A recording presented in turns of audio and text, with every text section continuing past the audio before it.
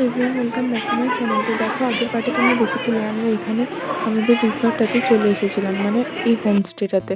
দেখো, এসে নিয়েই আমরা আগে প্রথমে পার্কটা দেখতে এসেছিলাম যে পার্কটা কেমন। তো সেখানে দেখলাম যে এই পার্কটা খুবই সুন্দর আর অনেক কিছু ইউনিক ইউনিক জিনিস ছিল, যেমন গরুর গাড়ি, মই, এইসব আর কি। আর এদিকে দেখো, এটা হচ্ছে ফোয়ারা, এখানে একটা ফোয়ারা ওঠে, তো সেটা রাত্রেবেলা ওঠে। তো এখানে প্রবেশ নিষেধ ছিল এখন, সেই জন্য আর এখানে আমরা ঢুকতে পারিনি। তো দেখো, তারপরে এখানে একটা বসার জায়গার মতো ছিল, যেখানে 5 জন একসাথে বসতে পারবে আর কি, 5-6 জন মিলে। আর এদিকে দোলনা ছিল, যেটা আমার একদম ফেভারিট প্লেস। তো দেখো, তারপর আমরা এখানে ফ্রেশ হতে চলে এলাম ব্রাশ ট্রাশ করতে। তো ব্রাশ ট্রাশ করে একটু চা খেয়ে নিয়ে আমরা আবার ওইখানকে চলে গেছিলাম। চলে যাওয়ার পরে এসে একটু চান টান করে দেখো, স্নান করার পরে আমরা সবাই ফ্রেশ হয়ে রেডি হয়ে গেছিলাম, কারণ কি এখানে শুধু বসে থাকলেই তো হবে না, কারণ আমাদেরকে বাকি জায়গাগুলো ঘুরে দেখতে হবে। আর আমরা যাচ্ছিলাম ওইখান বাস থেকে নেমে, টোটো করা হয়েছিল, সবাই যে যার টোটোতে যাচ্ছিল। তো দেখো, মাঝে একটা জায়গাতে দাঁড়ানো হয়েছিল, যেখানে ওই রবীন্দ্রনাথের স্ত্রী মারা গেছিল।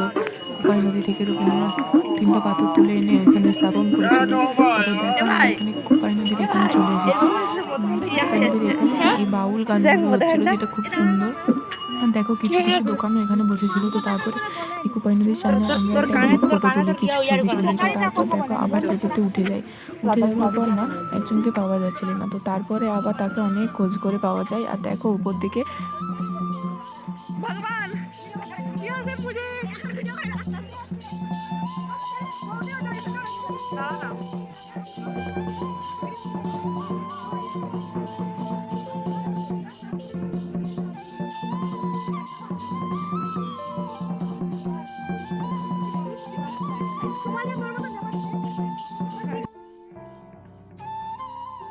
করে দেখো, উপর দিকে পুরো লাইন দিয়ে টোটো দাঁড়িয়ে আছে। তো দেখো, তারপর আমরা আবার ওইখানে টোটোতে উঠে পড়েছিলাম আরেকটা ডেস্টিনেশনে যাওয়ার জন্য।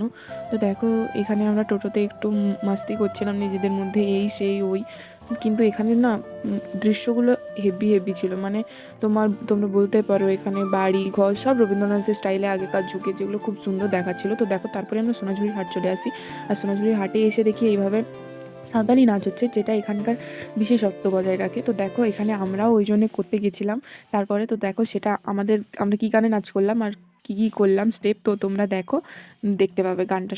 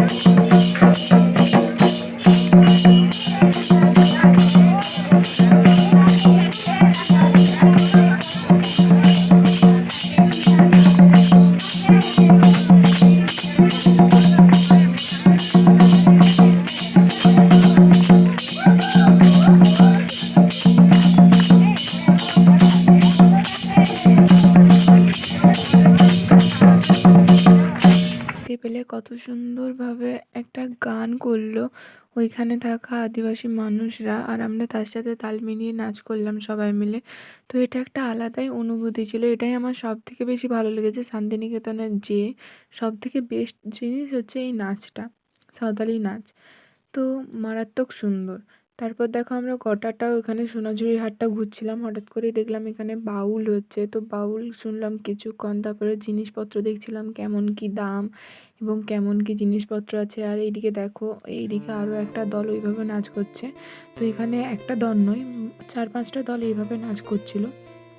তো আমরা একবারই নাচ করেছিলাম। তারপর এখানে জিনিসপত্র দেখতে দেখতে আমরা কিছু জিনিসপত্র কেনাকাটার পর তারপর আমরা চলে যাই সোজা ডিয়ার পার্কে। দেখো, ডিয়ার পার্কে এসে আমরা জানতে পারি আধার কার্ড বা আই কার্ড ছাড়া এখানে প্রবেশ নিষেধ। সেই জন্য আমরা কী করব বুঝতে পারছিলাম না। অবশেষে স্যাররা আসলেন, স্যাররা এসে অনেক কিছু ম্যানেজ করার পর আমাদেরকে ঢুকতে দেওয়া হলো। তাও আবার 6জনের আধার কার্ড দেখিয়ে আমরা সবাই 52 জন ঢুকেছিলাম। তো দেখো, তারপরে এন্ট্রিটা এরকমভাবে ছিল। আর দেখো, আমাদের অবস্থা এখন অনেকটাই খারাপ হয়ে গেছিলো, কারণ ঘড়িটা এখন বেজে গেছে প্রায় দুপুর 2টো। আর আমরা সেই সকালবেলা খেয়ে বেরিয়েছিলাম, সেই জন্য আমাদের সবার অবস্থাই প্রায় খারাপ হয়ে গেছিলো। কিন্তু তাও ঢুকেছি যখন, মজা তো করতে হবেই। তো দেখো, তারপরে আমরা এখানে ঢুকলাম, আর ওইখান থেকে বারবার আমাদেরকে উপদেশ দেওয়া হচ্ছিলো যে যাতে না আমরা কেউ বেশি চেঁচামেচি করি, কথা কম বলতে হবে এবং আস্তে বলতে হবে। কারণ এখানে অনেক ধরনের পশু পাখি, যেমন হরিণ ছিল, আমি হরিণই দেখেছি একমাত্র। ওরা নাকি নইলে ভয় পেয়ে চলে যাবে দূরে এবং আসবে না। ওরা জল খেতে আসছিলো, সেটাই আমি এই ভিডিওতে দেখাচ্ছিলাম। তো দেখো, কি দারুণ একটা মোমেন্ট। তো দেখো, তারপর এখানে আমরা চেঁচামেচি করছিলাম বলে আমাদেরকে একটা লোক বললো, দেখো এখানে এত চেঁচামেচি করবে না, কারণ নইলে হরিণগুলো ভয় পেয়ে চলে যাবে আর আসবে না। তো তারপরে আমরা ওখান থেকে একটু সামনের দিকে এগিয়ে এসে দেখলাম কিছু ছবি তোলার স্পট আছে। তো সেখানে আমরা গিয়ে কয়েকটা বেশ সুন্দর সুন্দর ছবি তুললাম। ছবি তোলার পরে আমরা আবার আলা হয়ে গেছিলাম। তখন আবার স্যাররা বেরিয়ে পড়েছিল আমাদের ছবি তুলতে তুলতে, এতটাই দেরি হয়ে গেছিলো। তারপর স্যাররা মিউজিয়ামে গিয়ে আমাদেরকে ফোন করছে যে তোরা কোথায়, আমরা মিউজিয়াম চলে এসেছি। তারপর আমরা আবার তাড়াহুড়া করে তাড়াতাড়িভাবে এলাম মিউজিয়ামে ঢোকার জন্য। তখন বাজে 3টা। তো দেখো, 3টার সময় আমরা এখানে এসেও ওরকম ঝামেলা ছিল। পার হেড 100 টাকা করে টিকিট ছিল, যেই জন্য আমরা সবাই ঢুকবো না বলছিলাম। আর যেহেতু আমরা স্যারদের সাথে গেছিলাম, এইসব জানতাম না। কারোর আই কার্ড থাকলে তার 10 টাকা দিয়ে ঢুকতে পারবে, কিন্তু আমরা তো জানতাম না, সেই কারণে আই কার্ড নিয়ে যাইনি সঙ্গে করে। স্যার অনেক রিকোয়েস্ট করার পর ওইখানে আমাদেরকে ঢুকতে দেওয়া হয়েছিল, যদিও ভেতরে ক্যামেরা অ্যালাউ ছিল না, সেই জন্য তোমাদেরকে আমি দেখাতে পারিনি। আর টোটো আমাদেরকে কিছুটা আগে ছেড়ে দিয়ে গেছিলো, সেই জন্য এই রাস্তায় আমরা যাচ্ছিলাম যখন, তখন দেখো সাইডে এই সুন্দর সুন্দর জিনিসগুলো তোমাদের সাথে শেয়ার করলাম। আর ওইখানে তো মিউজিয়ামের সামনে এত লাইন, দেখো ওটা মিউজিয়াম, ওই ভিতরটাতে আমাকে ভিডিও করতে দেয়নি, কারণ কি আমি যেখানে জুতো খুলেছি সেইখানেই আমাকে স্টপ করে দেওয়া হয়েছে, বলেছে ফোন একদম অ্যালাউ নেই, সেই জন্য। আর আমি দেখলাম উপরে মিউজিয়ামে যারা ফোন ইউজ করছে তাদেরকে কী সব ফাইন টাইন করছে, সেই জন্য আমি আর ফোন ইউজ করিনি। দেখো, আমরা এখানে অনেক ঝামেলার পর এখানে বসতে পেয়েছিলাম একটুক্ষণ। তো তাও আমাদের ভালো লাগছিল যে আমরা ঢুকতে পারবো হয়তো।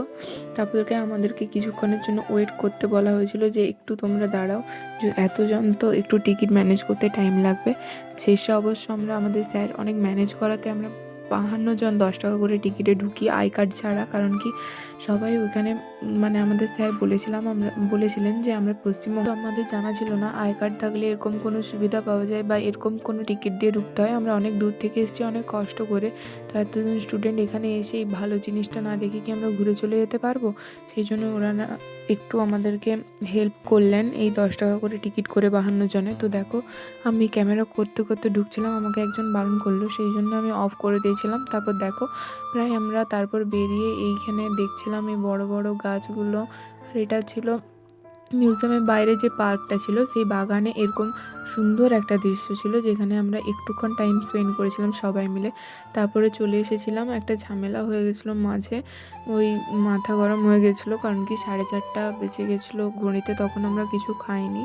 তো দেখো, তারপর খাওয়া দাওয়ার পর সন্ধ্যা হয়ে গেছে। আর সন্ধ্যাবেলায় আমরা এখানে আমাদের পার্কে খুব সুন্দর লাইট জ্বলছিল, সেই জন্য আমরা সবাই মিলে এখানে বেরিয়ে পড়েছিলাম, মানে একটু মজা করার জন্য, গল্প আড্ডা নাচ গান এইসবের জন্য। দেখো, আমাদের গাড়ি ছাড়ার কথা ছিল রাত 9টার সময়, রাত্রেবেলা খাওয়ার পর। তো সেই জন্য আমরা এখন এই সন্ধ্যার দিকটা এখানে মজা করছিলাম। আর রাত্রেবেলা দেখো পুরো নাইট ভিউটা জাস্ট ওয়াও।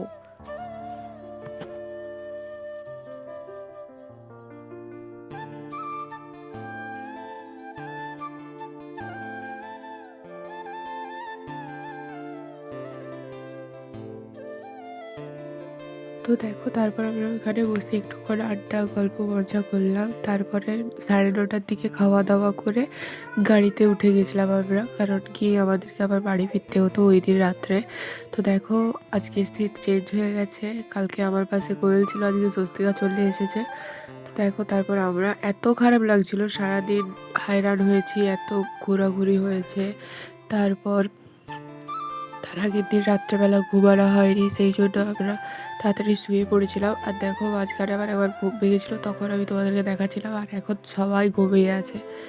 তারপরে এটা ভোরবেলা 4টার সময় যখন আমাদের গাড়ি রোডে চলে এসেছিলো, তো রোডে এসে 4টার সময় চলে এসেছিলো বলে একটু ওইখানে গাড়িটা দাঁড়িয়েছিল, কারণ কি আমাদেরকে 6টার সময় গোয়ালতোড়ে নামানোর কথা ছিল, নইলে কেউ বাড়ি ফিরতে পারবে না অত সকালবেলা। ওই জন্য ওইখানে দাঁড়িয়ে দাঁড়িয়ে দাদাগুলো নাচ করছিল, আর এই 3টা দাদা ম্যানেজমেন্টের দায়িত্বে ছিল।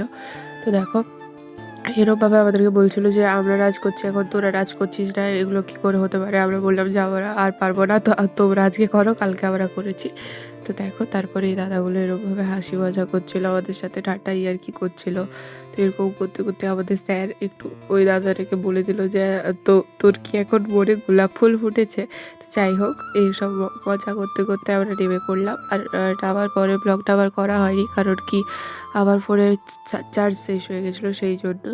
তো আজকের মতো এই পর্যন্ত। আর আমরা সত্যিই খুব মজা করেছিলাম শান্তিনিকেতনে। তো আজকের মতো টাটা, দেখা হচ্ছে অন্য ব্লগে।